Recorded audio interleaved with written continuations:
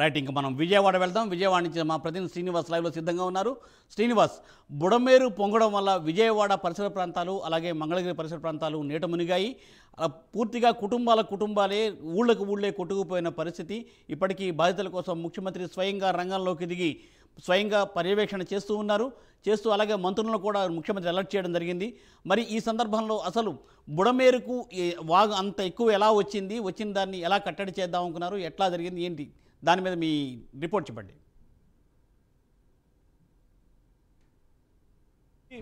ప్రకృతి కన్నెర చేస్తే, ప్రకృతి ప్రకోర్పిస్తే ఏమవుతుందో మనం సాక్ష్యంగా కళ్ళతో మనం చూస్తున్నాం. ఇప్పుడు మనం చూస్తున్న రాష్ట్ర వ్యాప్తంగా కూడా అనేక ఘటనలు, అనేక వరదలు కూడా అనేక ఘటనలు కూడా ముంచెత్తాయి రాష్ట్రాన్ని. ప్రధానంగా రాష్ట్రంలో ఒకవైపు కృష్ణానది, మరోవైపు గోదావరి నది ప్రధాన నదులుగా కూడా చెప్పుకోవచ్చు.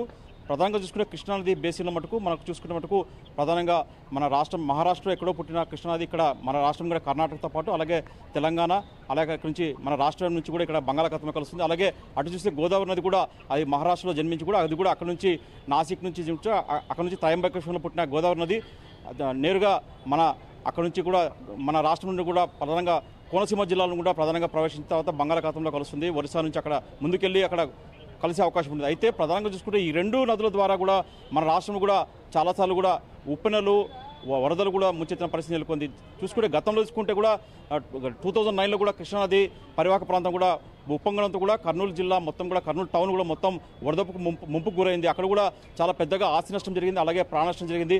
మొత్తం కర్నూలు నగరం అంతా కూడా 2009లో వణికిపోయింది. అదే ప్రభావం మనకు ముందుకు వస్తే మటుకు ఇక్కడ నల్గొండతో పాటు ఇటు కృష్ణా పరివాహక ప్రాంతాలు కూడా అదే వరద ముంపు నెలకొంది. ఇలా మొత్తం చూసుకుంటే ప్రకృతి ద్వారా జరిగే ముప్పు ఏది ఉందో అదంతా కూడా మనం కళ్ళ ద్వారా చూస్తున్నాం.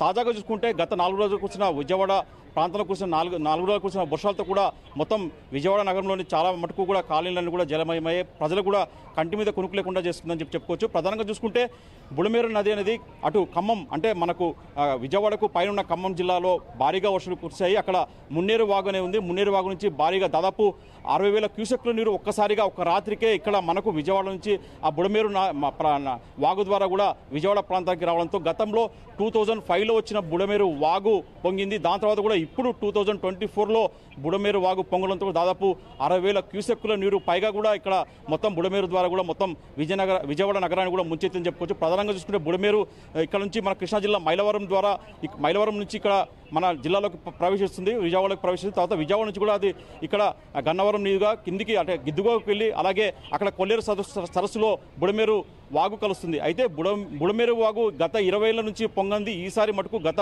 4 రోజులకు కురిసిన భారీ వర్షాలకు అంటే ఎగువ ప్రాంతాలకు కురిసిన వర్షాలకు తోడు ఇక్కడ కురిసిన వర్షాలకు తోడు మొత్తం బుడమేరు వాగు పొంగింది. దీంతో ఇక్కడ బుడమేరు పరిసర ప్రాంతాల కాలనీలు సింగనగర్ కావచ్చు, అలాగే మధురానగర్ కావచ్చు, అలాగే గన్నవరం కావచ్చు తదితర కాలనీల మొత్తం జలమయమై దాదాపు 5 లక్షల మందికి ఈ ఎఫెక్ట్ అంటే బుడమేరుకు వాగు పొంగడంతో కూడా 5 లక్షల మంది దెబ్బతిన్నారు. 5 లక్షల కుటుంబాలు కూడా రోడ్డును పడ్డాయి.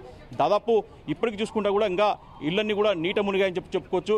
ఇదంతా వరదలు, ఉప్పెనలు అని చెప్పుకోవచ్చు. మొత్తం చూసుకుంటే ఎందుకు వస్తున్నాయి ఈ వరదలు, ఉప్పెనలు అంటే చాలా చోట్ల మటుకు ఏదైతే ఉందో నది క్యాచ్మెంట్ ఏరియా అంటే వరద నీటిని ప్రవహించే నదులన్నీ కూడా కబ్జాకు గురయ్యి చెరువులు అలాగే వాగులు కావచ్చు, నదీ ప్రదేశాలు కావచ్చు, నది ఒడ్డున ప్రధానంగా చూస్తే మనకు ఇక్కడ బుడమేరు వాగులో ఉన్న భూములు కూడా కోట్లాది విలువైనగా ఉంది. దీంతో చాలామంది గతంలో కొందరు మాజీ మంత్రులు కావచ్చు, ఎమ్మెల్యేలు కావచ్చు, ఎమ్మెల్సీ కావచ్చు అక్కడ ఆ ఏరియా అంతా కబ్జా చేసి అక్కడ పెద్ద ఎత్తున కూడా వాళ్ళు అక్రమంగా కట్టడాలు చేస్తారు. దీంతో బుడమేరు వాగుకు నీరు ఎలా పోవాలా, ఎక్కడి నుంచి ఎక్కడికి పోవాలా అనేది కూడా లేకపోవడంతో కూడా బుడమేరు వాగు పొంగడానికి కూడా ఒక ప్రధాన కారణమని చెప్పి కూడా స్థానికులు ఆరోపిస్తున్నారు.